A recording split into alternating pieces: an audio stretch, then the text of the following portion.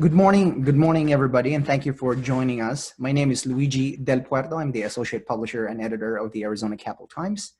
Also joining us this morning is Dr. Michael Crow, president of Arizona State University. But first, I want to thank ASU for sponsoring this morning's discussion.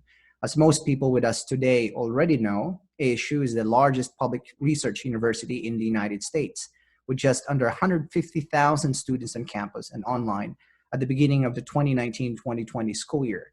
Last week, nearly 17,000 undergraduate and graduate students celebrated their commencement and received a degree from ASU. And if I may add, all of that was done virtually. For 5 consecutive years now, ASU has been named the most innovative university in the country by U.S. News and World Report. The university is the standard bearer for the New American University. In 2014, ASU adopted the ASU Charter, which expresses the values and commitments of the university, or as President Crow calls it, ASU's promise to the citizens of Arizona. Here is that promise. ASU is a comprehensive public research university, measured not by whom it excludes, but by whom it includes, and how they succeed, advancing research and discovery of public value, and assuming fundamental responsibility for the economic, social, cultural, and overall health of the communities it serves. This commitment is demonstrated in the data that today reflects Arizona State University. Top 10 in the world for US patents, top 10 in first-year student experience, number 2 online undergraduate degree program in the country, number 7 nationally in total research expenditures for universities without a medical school. Its undergraduate enrollment has risen by 43% since 2014. Nearly 40,000 of its students are Pell Grant recipients. Its student enrollment reflects the socioeconomic diversity of Arizona, as well as more than 10,000 international students. Under the leadership of Michael Crow, Arizona State University has also been on the front lines during the COVID-19 pandemic. The university has provided testing to first responders, healthcare workers, and employees who work for Arizona utility companies who keep our electricity infrastructure operating. ASU researchers have provided modeling data to the Department of Health Services to help public health officials make informed decisions about public health and safety. And through a student-driven group called the Luminosity Lab, ASU has created a massive initiative to design, produce, and distribute critically needed personal protective equipment and other medical supplies. And starting this week, just 7 days after finishing a historically challenging spring semester, ASU launched summer school. As of Monday, here are the numbers. 56,449 students are taking summer classes, including 1,336 newly admitted fall 2020 first-year students who are getting a head start on their ASU journey by taking summer classes.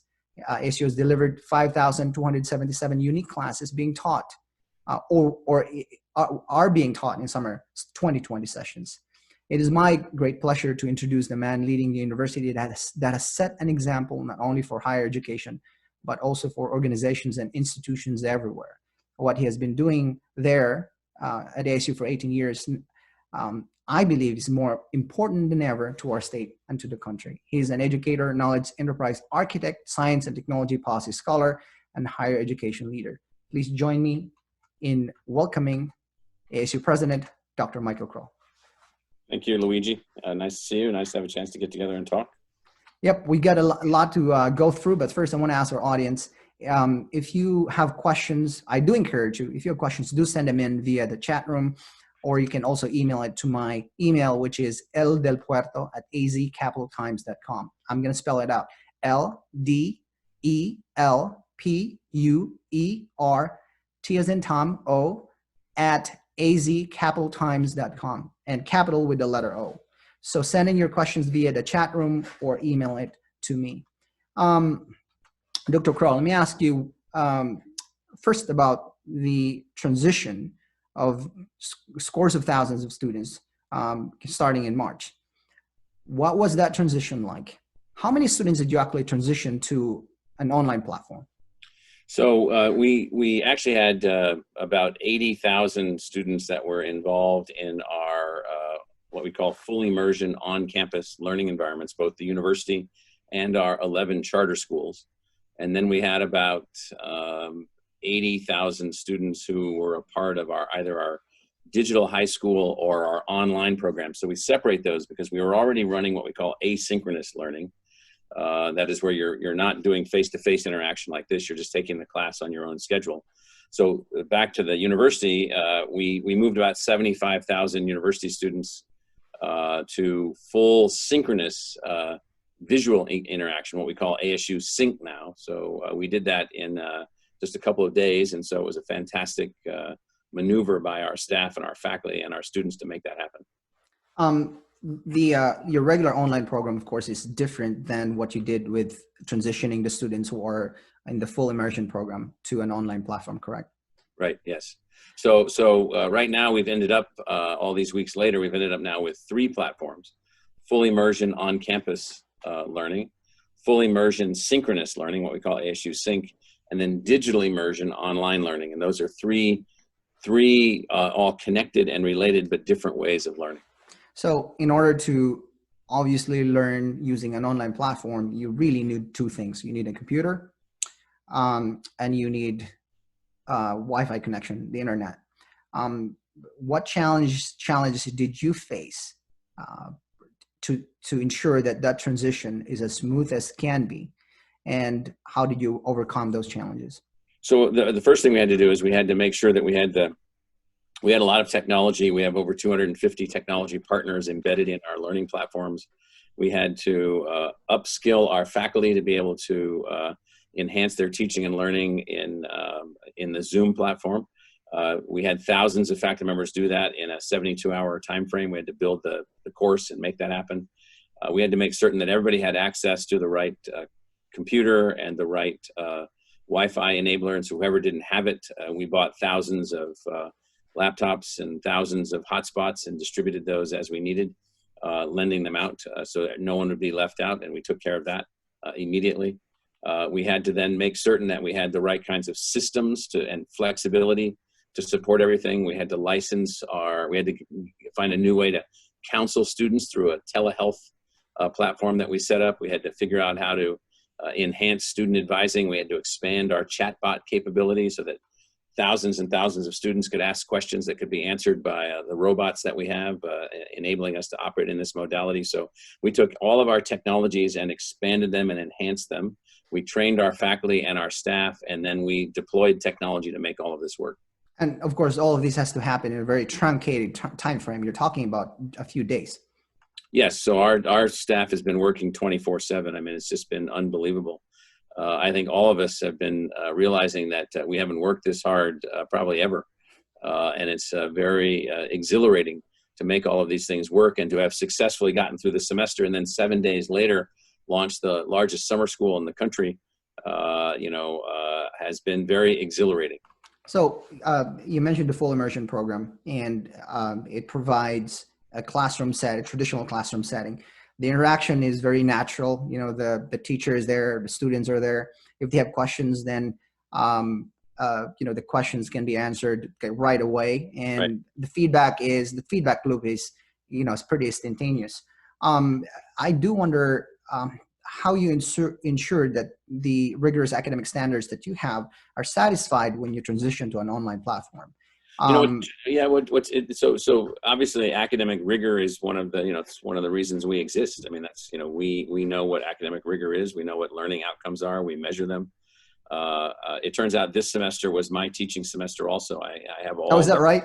All the senior officers who are a part of the faculty must teach, or you can't do the job. And so this turns out to have been my semester for teaching. And so I transitioned with my class, 27, 28 students.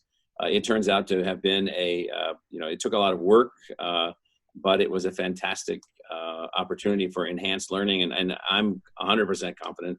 I've been teaching this class for more than 20 years that the students did as well or better. In fact, we found certain things that they could do that were better. So interaction was live.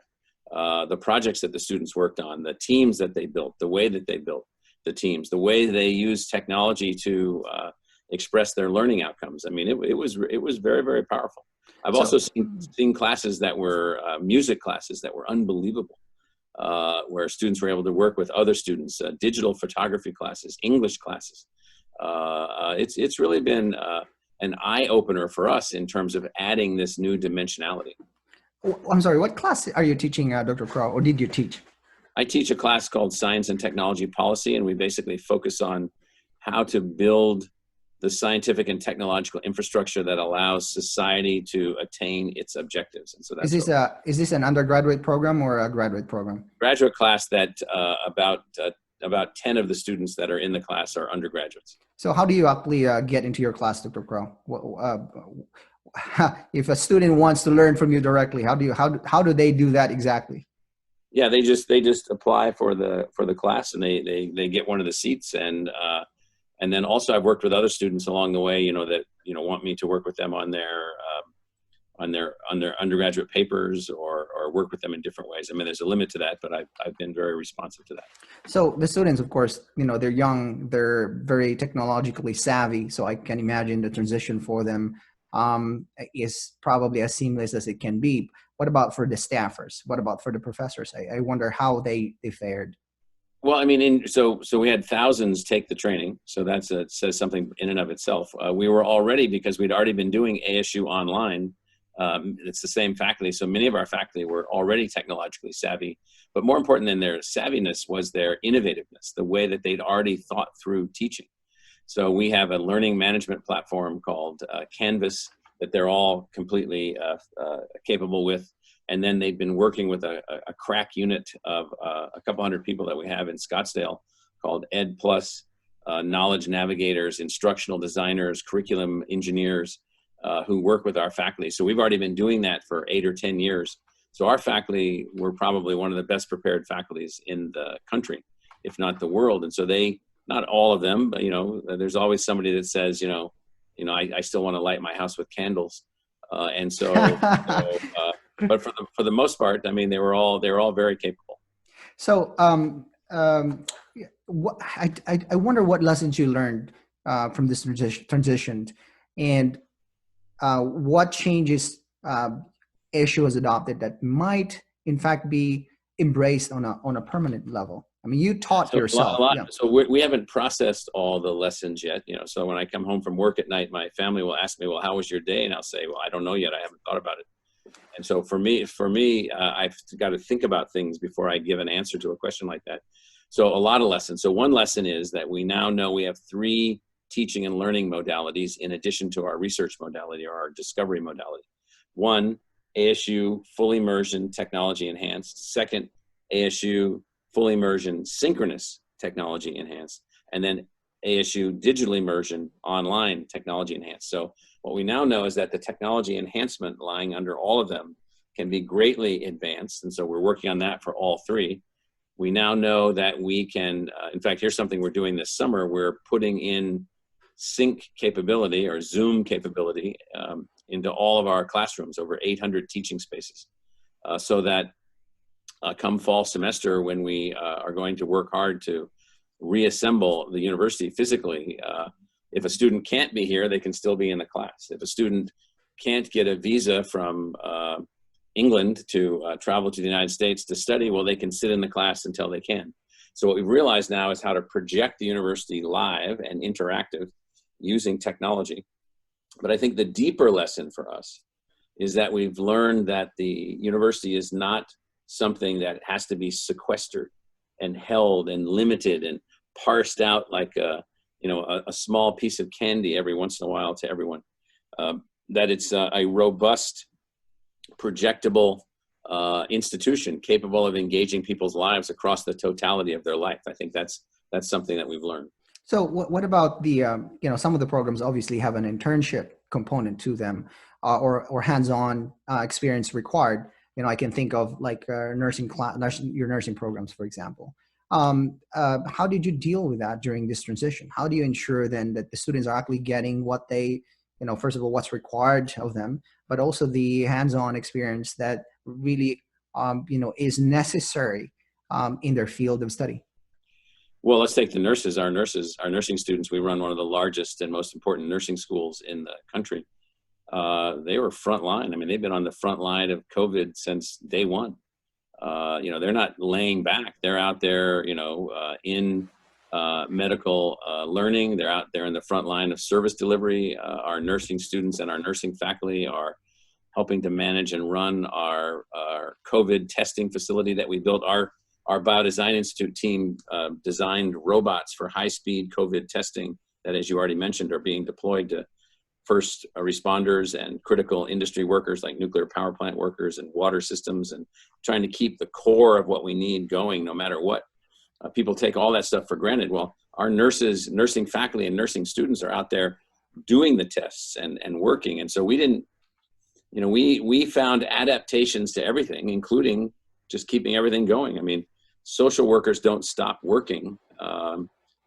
Doctors don't stop working. Nurses don't stop working. It's kind of funny when people say going back to work. You know, some huge percentage of the population is already working. We got 30,000 people that work at the university, and they're still working. We've got, your numbers are a little outdated. Our numbers for summer school have already gone over 60,000. Is that right? Okay. No. So let me ask you about the summer school and full classes as well. All right. So is it, correct me if I'm wrong, it's your intention to allow the students to actually resume, maybe resume is not the most appropriate word, but to go back into physical classrooms, correct? Well, so for summer school, we're operating in two modes. We're operating in ASU Sync mode, which is through Zoom technology for our full immersion classes, and we're operating in ASU Online mode for our asynchronous, or you can take it whenever you want class mode. For the fall semester, which opens August 20th or so, we are doing everything that we can to plan how we can have people reassemble for ASU full immersion on campus. And it turns out that's very, very complicated. We're meeting twice a day. We've got teams, we've got advisors, we've got testing partners, medical partners, technology partners. We're trying to figure out how to make this work so that we can move forward and still limit the spread of the virus. The virus isn't going away, and there isn't a vaccine. So if you're going to operate, you have to operate in a new modality. So we're designing that modality. And that modality is how we run everything, how we run every aspect of the institution.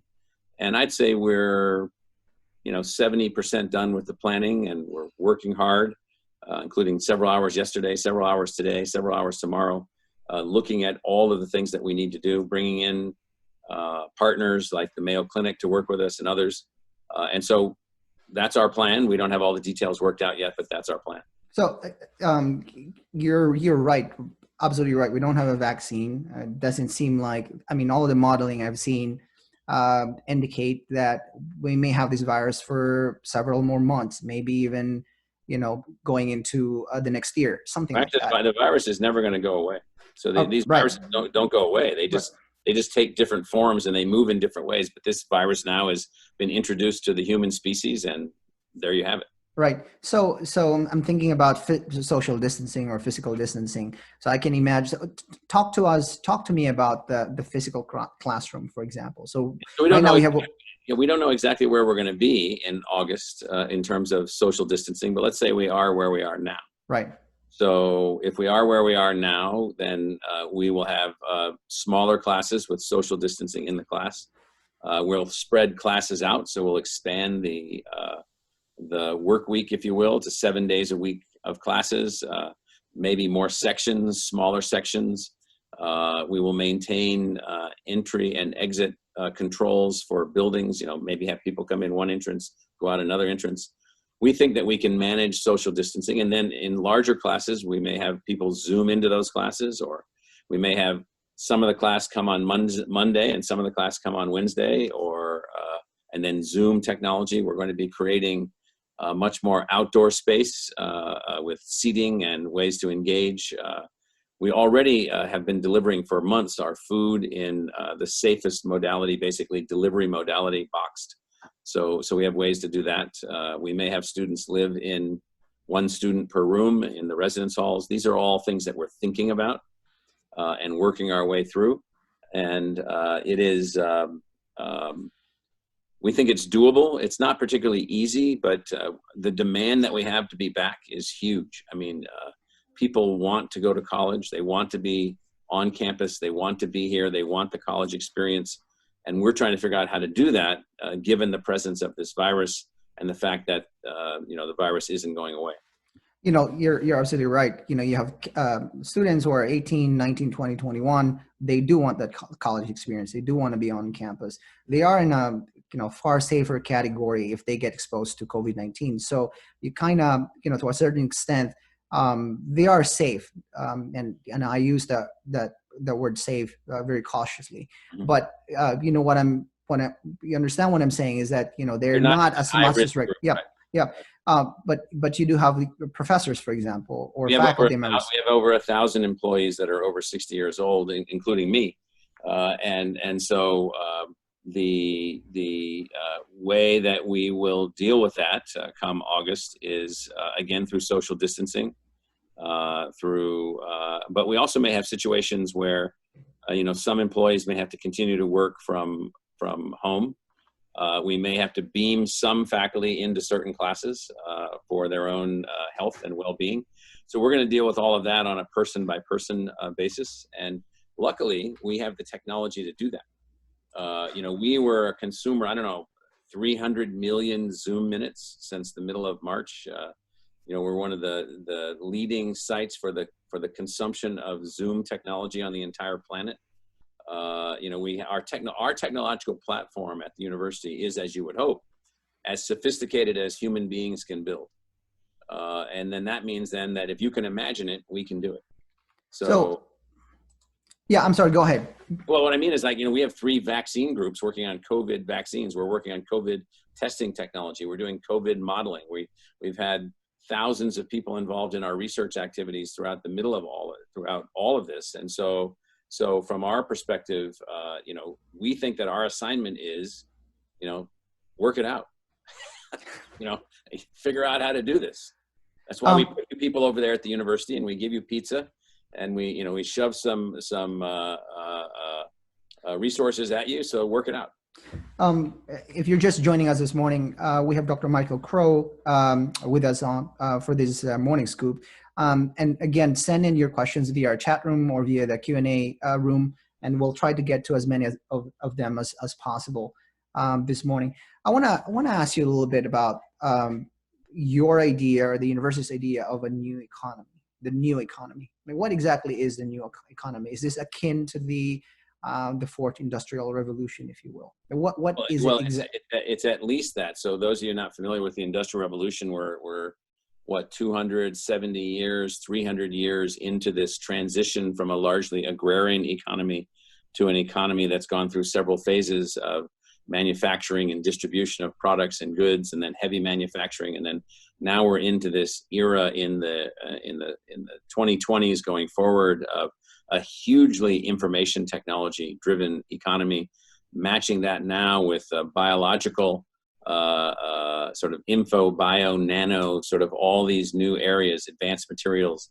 advanced biological systems, advanced information systems, autonomous vehicles, and so forth. And what we're doing slowly but surely is we are freeing up the ability of humans to have to do less and less physical work, or repetitious work. And so the new economy or the next economy will be one wherein not all, but many repetitious tasks will now be performed increasingly by machines, robots, or computers, freeing people to move into other, hopefully, very creative, very dynamic, very entrepreneurial new ways of thinking and new ways of doing things. So the next economy will be one that's very much driven by, can you get your workforce as educated as possible so that they can grow the economy in a fluid and flexible kind of way. So I'll give you an example. So my dad, after he got out of the Navy, he was an enlisted guy in the Navy. I grew up in a working class family, and my dad became a truck driver. So my dad drove a truck from Nogales to Detroit for many years. It was backbreaking, hard work. He loved the work. He loved the guys that he drove with. But he says, I just can't do this forever. It just beats my body. It just beats it and beats it and beats it and beats it. So it is likely that long haul trucking will see autonomous vehicles evolve over the next decade or so. Well, what does that mean? You can't just put millions of truck drivers out of work and say, well, too bad. You now grow the economy or expand the economy. So one could imagine going forward that the new jobs would be, there might be a truck master or logistics specialist making $250,000 a year running 50 trucks with 10 assistants. So there's 11 people running 50 trucks instead of 50 people running 50 trucks. The wages of all of those people will go up. Some of those that were truck drivers will move into other jobs of equal wages, and some won't be able to be employed because they didn't enhance their learning and their education and so forth. And so what you're seeing is the new economy or the next economy drives up employment opportunities for people that are educated. Now, it doesn't mean everybody has to go to college, far from it, but it does mean that everybody has to know how to be involved in learning throughout their entire life so that they can make these kinds of adjustments. We have a chart that I could send you that shows the percentage of Arizona jobs in the present economy subject to a high probability of replacement in the next wave. It's a very large number of jobs, and so that's yeah. So anyway, the good news about that is then that people, if they can then prepare themselves for the new economy, higher wage jobs, more creative jobs, higher freedom, work at home, all these other kinds of things. So that's the direction we need to go, but that requires a different level of educational engagement. So you mentioned that it creates tremendous amounts of opportunities for those who are continually learning, and if you're a college student, university graduate, you have all kinds of advantages already right now, and I can imagine you will have more if you're as we move into this future, this economy that you described. I do worry about the displacement that this new economy will create. I mean, you're talking about automation of truckers, for example. I mean, it's huge displacement. It's not just college, by the way. It's do you have an adequate high school education? So everybody's got to get through high school, and high school's got to be really, really meaningful and really modern, and it isn't. And people don't. So we still have about a quarter that aren't graduating from high school, and maybe as many as 40% that are not adequately educated even through high school. We got to fix that, and we've got to fix that big time. We've been working at that heavily at ASU, and then for the rest of your life, then you should be able to, if you want to go to college, you should be able to do that. But if you don't want to take college courses or after high school courses till you're 45, well, that should be easy. So you should be able to gain access to whatever you want, so that if you do get if your job moves in a different direction, you're able to then make a rapid adjustment. And we've never had that before in our species. It used to be that adjustments were over several generations. Now they're within single lifetimes, which requires then the person to be more adaptable than has typically been the case. So I guess the question I have then for you is that our universities right now, have they adapted to ensure that when you're graduating from the university, when you get your degree, that your degree is in fact useful, you can easily transition, move in and out of jobs if necessary, and really position yourself to take advantage of this new economy? We're trying to do that. One of the things I've been trying to really lay down here is the notion that we're not trying to produce a person to perform a specific job that may be what they do. We're trying to produce what we call a master learner. So our job at the university is to produce a person capable of learning anything. So can you be an associate editor of a newspaper and a news organization, and then could you also do this and this and this? Could you then adapt to be an at-home teacher, for your kid at home? Could you then adjust to something else if in fact the newspaper moves into the business where now it is operating online, it's operating as a newspaper, it's operating with this visual interaction interview, it's got all these things, meaning can you adjust? Can you continue to learn yourself? And so if we don't produce that, then we fail. So our job is to produce the master learner.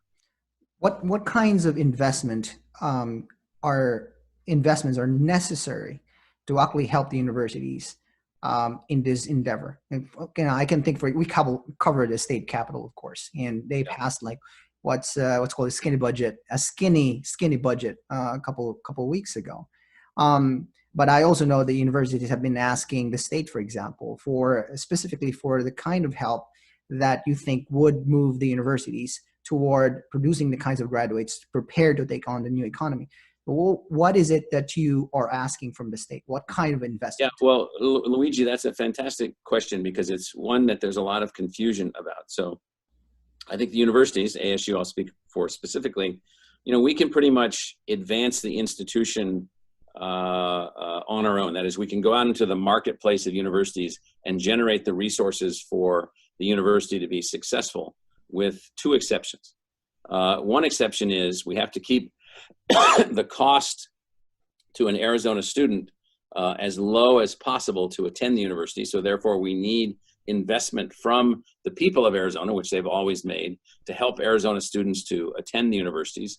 Right now, that's at one of the lowest levels that it's ever been. That is investment from the state. And then the second thing that we need is that we occasionally need help with capital investments. And so we've actually built a model in which we say to the state, we're not a state agency. We're not the Department of Motor Vehicles. We're not the Department of Economic Security. You don't have to fund the university. We'll fund the university as a public enterprise. We'll generate the revenue necessary to make the place work. You have to be able to help students from Arizona to be able to attend the university at well below our market price. So our market price, that is, what can we charge in the international market of students? We know the price to attend the university is $32,000 a year. That's the market price of the university. We charge about a third of that for in-state students. And then for most in-state students, 85% of them, that's reduced even dramatically further through financial aid. But our cost, that is, what does it actually cost for us to deliver the educational product to the students, is about $17,000. So, and that's one of the lowest costs in the country. I apologize for the technicality of this, but imagine you're running a business, it costs you 17. You've got certain customers that come in that are able to pay 10 because we're keeping their cost, their price, if you will, below the cost. So that's where we need the help of the state. Now, the issue with the state has been complicated because I don't think that the state yet has evolved to see the universities as a net asset.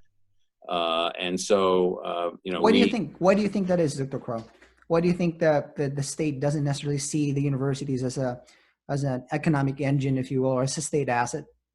I think it's complicated. I think there's several reasons. One, there is the belief that the state economy seems to just move forward on its own. This is a state drawing from other states. This is a net immigration state from the rest of the country. And so they say, well, why do we need these universities? If other places need universities to stimulate their economy, we don't really need that. That is a misnomer and inaccurate, but nonetheless, I could see how someone would conclude that. I think secondly, there's a belief by some that the universities are, hotbeds of liberalism, and therefore are contrary to the trajectory that maybe they think things should go. Well, that may be true for some universities, but it isn't true for this university. This university is broadly differentiated and filled with people of every kind of view and every political perspective, which I think is fantastic, and we foster that and drive that forward. And I don't think that there's a recognition yet in Arizona that the economy is successful but too narrow. So our inability to crawl out of the Great Recession from 10 or 12 years ago to where we are now, we had one of the deepest falls and one of the slowest climbs. That was a function of the fact that the economy was too reliant on real estate and too reliant on tourism and too reliant on basically the inflow of people buying services. Very few export products, very declining manufacturing. Typically, that's been turned around in the last few years. And so there's not yet a recognition that the economy is fragile here. Because we keep getting people coming in, and they bring in the resources that they have. And if we have, a net increase in migration each year, that keeps the economy chugging. What is the risk if we don't fully embrace, the idea of a new economy and the requirements to prepare our students to be able to enter that economy? What is the risk for the state? Well, we can see the risk right now. So Arizona for 50 years was around the average per capita GDP of the United States, between the 90th percentile and the 105th percentile. So per capita GDP, you just take the economy and divide it by the number of people, and there's your average gross domestic product. And so in Arizona now, we've dropped down to the 75th percentile. We have the steepest decline, I think, of almost any state. It's continuing to decline. So what that tells us is that our economy is drifting below the rest of the American economy on a per capita basis. And what that tells you is that we're seeing population growth, and economic growth only relative to population growth, not in addition to population growth. And what that tells you, therefore, then, is that the economy itself is not diversifying and is not growing to keep up with the rest of the country. What that means then is that we're not well prepared for the new economy. We're not well prepared for, why is Colorado or why is Utah or why is Texas, just picking 3 nearby states, doing so much better than us in general? Not that we're not doing well, not that we don't have successes.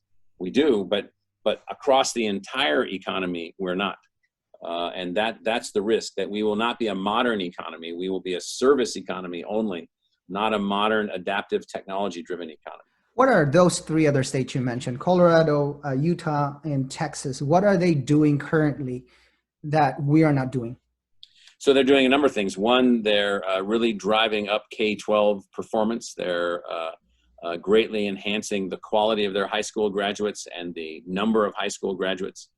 They've set in Colorado a 66% attainment rate for post-high school certification. In Utah, they've set a 90% high school graduation rate and a 60% post-secondary, not just college, but community college, technical school, or universities. Texas has the same kind of goals. Now, we have the same goals in Arizona, but we don't have the same drive to focus on those, because we generally don't believe yet that education is the foundation of the ability to adapt to the new economy. Second, those states, in each of them, are investing much more than we're investing.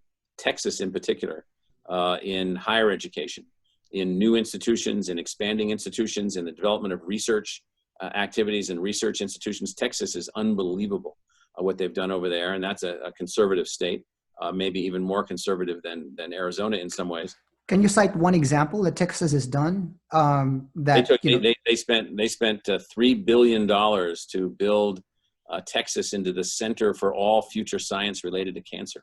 $3 billion. $3 billion in one initiative, one scientific initiative. They have a center in Houston called the MD Anderson Cancer Center. It's a part of the University of Texas.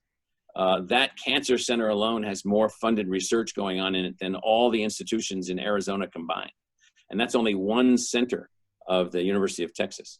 They have 5 public university systems in Texas. University of Texas with multiple campuses, Texas A&M with multiple campuses, North Texas, University of Houston, Texas Tech, Texas State. Those are all systems. And so they think big, they invest big, and they keep taxes low. So they're able to drive the economy forward by making strategic investments in things that lay the foundation for the future of the economy. We're definitely competing with other states. There's no doubt about that.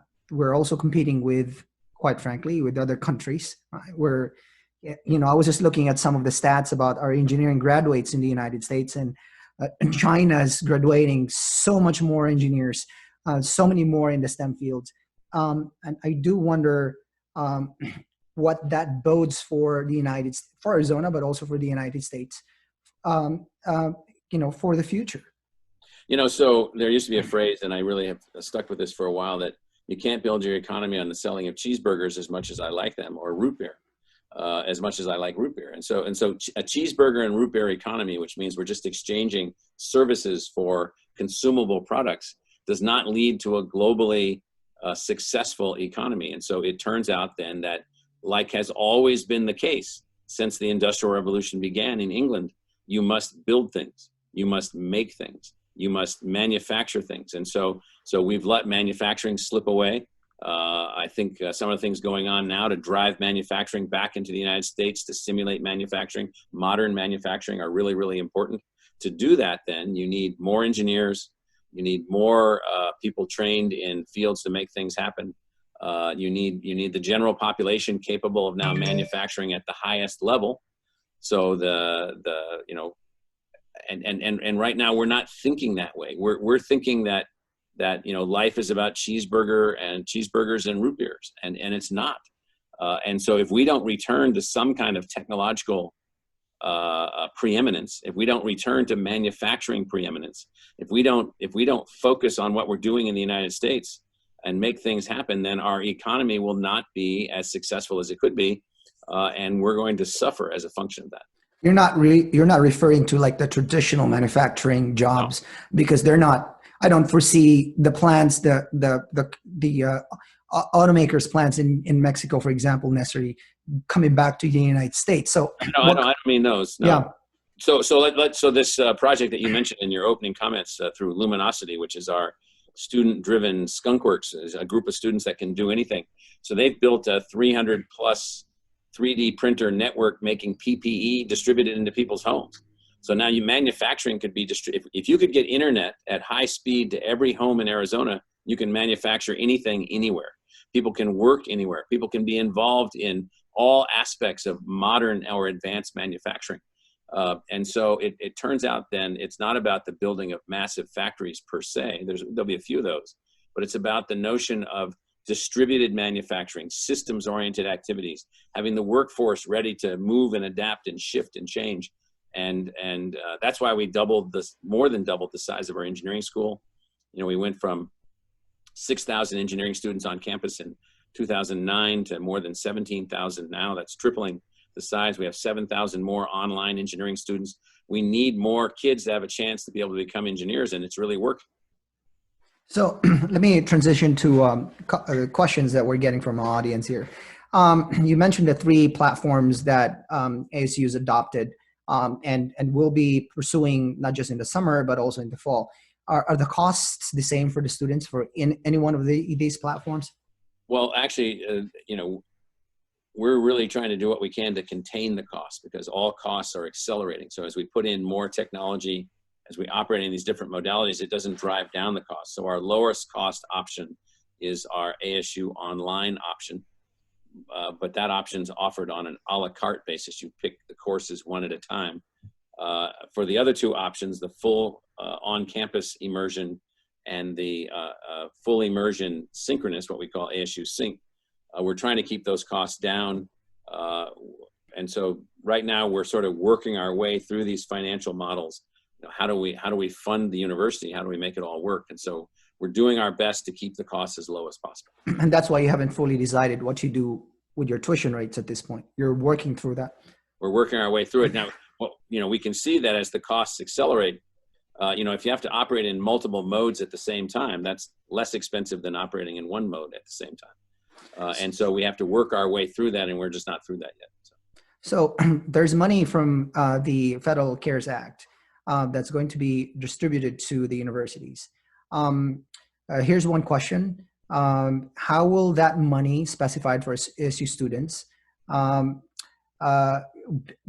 be used to ensure that DACA recipient students are not excluded? So DACA, for our audience, is Deferred Action or Childhood Arrivals. These are students that have grown up in the United States and have gone to our high school or our universities, and whose deportation have been deferred. Right. So DACA students have a legal presence status within the United States. They are not eligible, however, for federal financial aid like that. And so we have private financial aid for DACA students, which we continue to receive. We just got $2 million from 2 foundations in the last few months that has been helpful for our DACA students. And then to the rest of the CARES Act funding, that funding is intended to help students to be able to finish college in spite of what their families might be going through or what they're going through relative to COVID and all of the things in the pandemic. And so DACA students are not eligible for that funding, but they are eligible for other funding. So here's another one. She says, or he says, my student is a mechanical engineering student. She has labs that she can no longer attend. How will ASU overcome this obstacle, or ASU planning for limited access for labs only on campus? Right, so we're moving in the direction. So some labs, by the way, we can deal with computationally. In fact, most labs, not all. And so for what we call summer semester B, which starts July 1st, we will be allowing certain labs to assemble in summer session B. And then our plan for the fall is that all labs, or most labs, will be able to be assembled. And for those that aren't able to be assembled, then we're working on technological solutions. So we have a technology partner called Labster which now allows us to build a three-dimensional lab to actually carry out the lab work. We're about to announce a big virtual reality deal that we just did with another company in California to allow us to create virtual reality avatar-driven laboratories. So we're working on that also. So we're working on physical solutions, technological solutions, and using the academic technical term, pedagogical innovations, new ways of teaching the same thing. So we've been able to do this, by the way. We have an online electrical engineering degree where the labs are sent to the student at home, and then they Is work. that right? Yeah, and it's worked fantastically. So here's another question. In the event instruction must remain online, how does the university recruit out-of-state and international students who help subsidize in-state education for Arizona residents? Well, that's the question from a very wise questioner, because the university basically is operating as a market-driven institution. We're generating most of our revenue from students that are not from Arizona. And if we end up in a situation where we can't reassemble for full immersion on campus, then we're going to have to find ways to connect to those students and then ensure that they eventually will be able to be here to finish their degree. And that's going to mean that our ASU sync mode is going to become ever more important, as well as our services that we offer, as well as the ways that we offer our technological platforms. If we can't make that work, then the university is going to suffer dramatic and significant financial disruption. How are you going to prevent the spread of the coronavirus in the dormitories? I think we touched on this early on. Well, we have prevented the spread of the coronavirus in the dormitories since February, and so it's through taking whatever procedures necessary to limit the spread, and so it's all about that. So we'll have social distancing if that's still required. We'll have maximal social distancing if that's required. We'll have unbelievable disinfection, which we've already been doing at the highest possible level, sort of hospital level disinfection throughout the entire university, and then even higher within residence halls.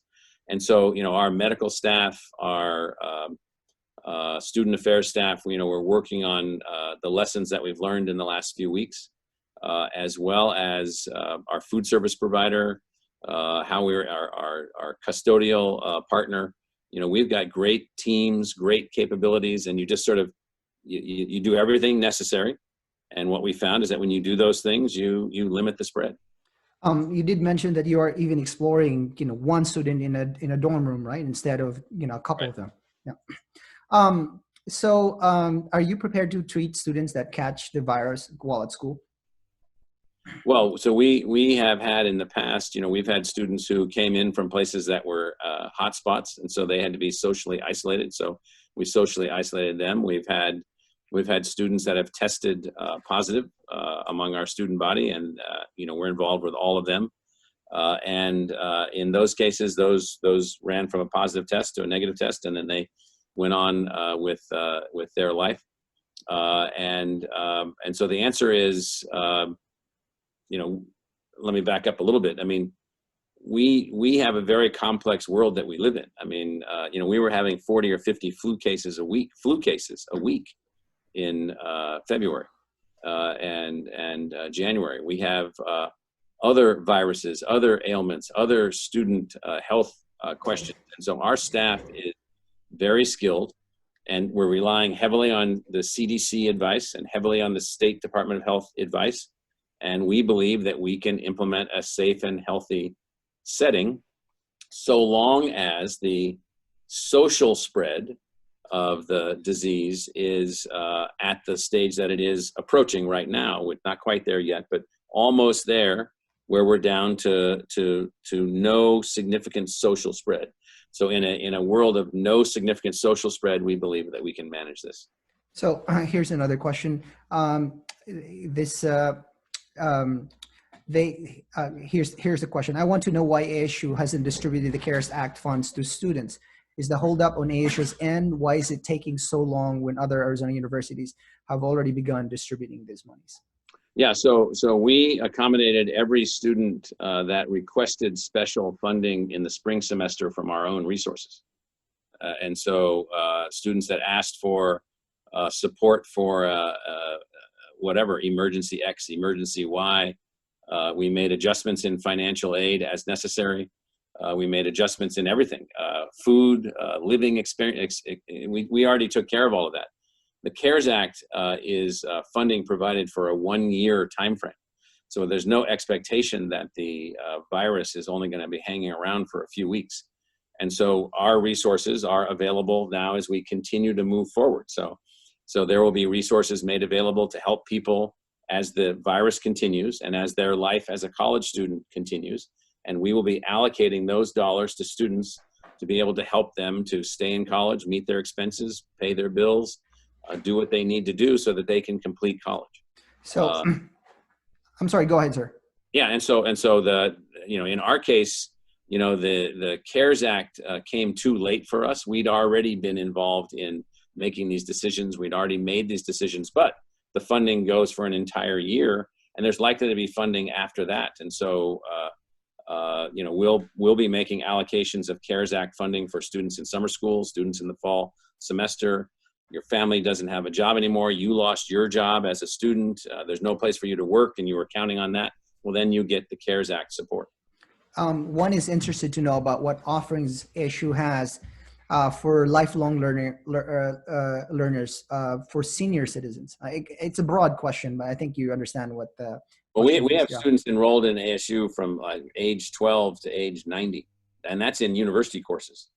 And so there's no limit, but where we have a real focus, I think, for senior learners is through ASU Online, where we have degree programs. And then if you go to a site called ASU for You, just ASU for You, FORYOU, there we have 15 different pathways for people to become engaged in lifelong learning. And we have tools there and so forth and so on. And if those don't work, you just email me at michael.crow@asu.edu, and then we'll get you what you need. So we've got stuff for everybody, regardless of your age or your circumstance or where you are. Most of the things that we have are no cost. We have an unbelievable library. We've built a whole public face to the library so that people can have access to all the tools of the library. And so that's all set up on that ASU for You site. So just take a look at that. Here's one. I have two nephews. One attends Drexel and the other attends Tempe. Drexel has already announced it will begin classes virtually. He is very frustrated that the complete experience he feels he's entitled for a significant tuition is devalued by distance learning restrictions. I'm not sure what his plans are to continue at Drexel unless things change. How does ASU deal with fear, or what some would see is a devaluation of their experience if social distancing and distance learning collide to reduce the collegiate experience overall of students interacting as part of the learning process? Well, that's the $64,000 question. In some ways, that's the key question. And so I think that Drexel is a fine institution in Philadelphia. ASU is a fine institution here in Phoenix, but we have massive technological capability like no other university probably, meaning that we believe that we can deliver, at least from a pedagogical or learning perspective, a high quality learning environment. It's not the same as being on campus. And remember, we're planning on reassembling for full immersion. And so it's not the same, but, we're also planning, like we did, we ran student elections, student clubs, student interactions, musical concerts, musical performances. All of that was run in virtual form, and including labs and other kinds of things. And so while it's not the same, it's temporary. This is not going to go on forever. We will continue to make adjustments. The virus will ultimately be managed, if not significantly managed. And at that point, then life will return to a new normal. And so along the way, what one wants to look for is those institutions capable of delivering significant temporary full immersion services through their synchronous modes, and ASU is one of those schools. There's obviously disappointment among the students that they're not able to get the college's experience that that an in-person, in-classroom setting provides. So here's I have a college student in my family that my youngest child is going to college, not at ASU because I work here, and she thinks that would be bad for her. So she went to another college, and she feels that same loss, the loss of the groups that she was a part of and the projects that she was working on, and the friendships and the social interactions. And so I can see it and I understand it completely. And we need to do everything we can to reassemble as soon as we can in the safest environment that we can. So here's one, and she has a couple questions. If there's a possibility of making dorm spaces one person per room, what will that mean for the cost of housing? Where will all of the students go? In addition, has there been a further updated discussion of tuition in the fall and the fees students will need to pay to compensate for changes on campus and updated sanitation practices that I assume will be put in place? Yeah, so those are two very good questions. And so the residence hall situation and the living situation is one we're going to have to really think our way through. It's really complicated because we have such large numbers of students, and so we have to think our way through all of that. We're not planning on accelerating costs. We're planning on managing costs. And so it is the case that all of our costs are going up and going up dramatically. I mean, some of the things that we're talking about are millions of dollars of additional expense. We're not going to be, we propose no tuition increase for in-state students. And because we're not going to increase our in-state tuition in this particular economic moment. And so then that means that we're going to have to manage our way as best we can financially. So we could be hit with additional costs as well as lower revenue, as well as the state already having cut us in the skinny budget, as you suggested. And so it's a difficult and challenging moment for us financially, but we're not going to be driving up the costs for our students. Well, we're going to be keeping them the same.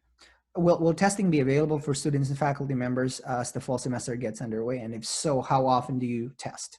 So the answer is yes, and we don't know the answer to the second part yet because that depends on lots of things that haven't been worked out yet. So we are planning on testing. We don't know who, what, when, or on what schedule. So it's sort of that's a medical decision, and so we're working on that design as we speak. But we are planning on testing. Yes. What happens when a teacher or student tests positive for COVID-19? Difficult question. Who gets quarantined? Are sections of the school would they then be closed down?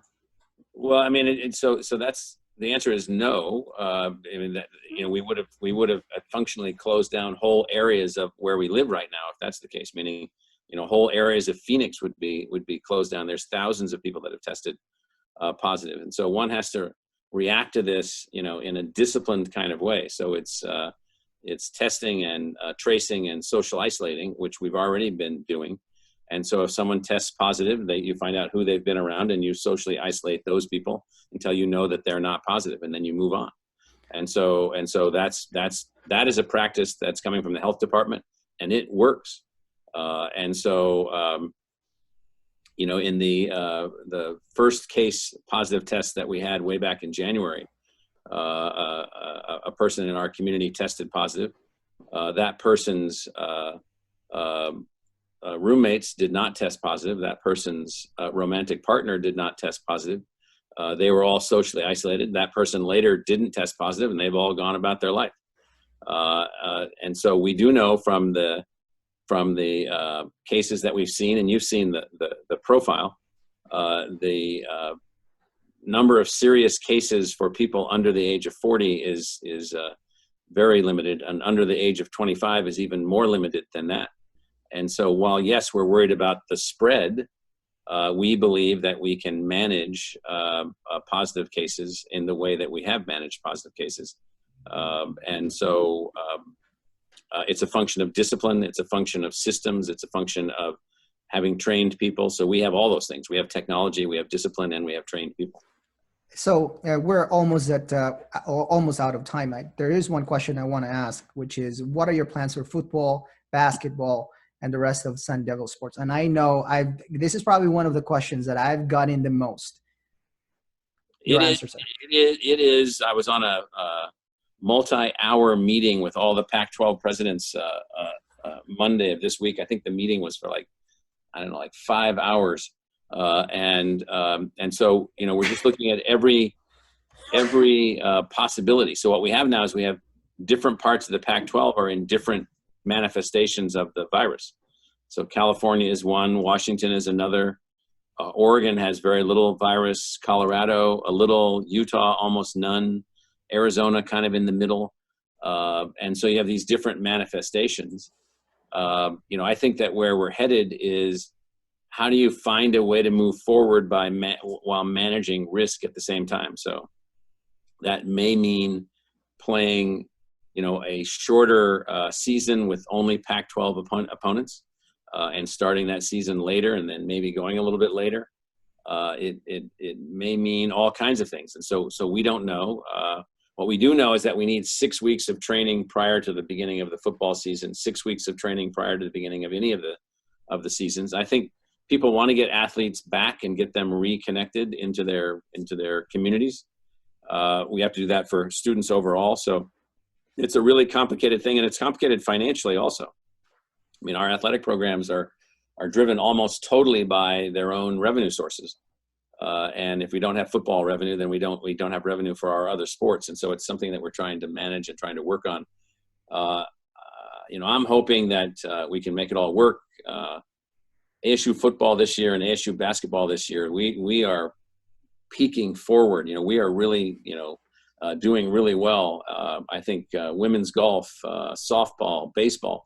Baseball was, I think we were ranked in the top 10 when the baseball season ended. Our fantastic rising teams that we've got.